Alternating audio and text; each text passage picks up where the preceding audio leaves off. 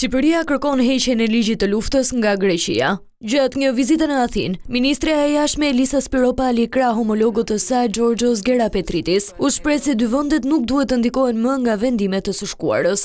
Duke qenë partner në NATO, të lidhur nga një traktat miqësie dhe me perspektivë përbashkët europiane, Shqipëria mbështet përfundimin sa më parë të çdo lloji reference ligjore atavike nga lufta e dytë botërore me pasoja në marrëdhëniet aktuale, e cila nuk pasqyron realitetin e marrëdhënieve tona si aleat dhe si miq. Nuk munguan as thirrjet për rikthim të dialogut sa i përket kufive detar. Madje krye diplomatia shqiptare theksoi se vendi ynë kërkon zgjidhje paqësore të çdo ngërçi që mund të krijohet.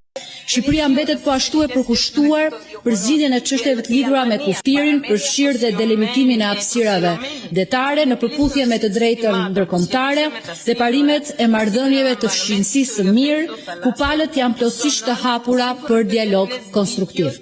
Ndonë se nuk pati një reagim të ministrit të jashtëm grek sa i përket problemeve mes dy vendeve. Gerapetritis vlerësoi rrugtimin e Shqipërisë në BE.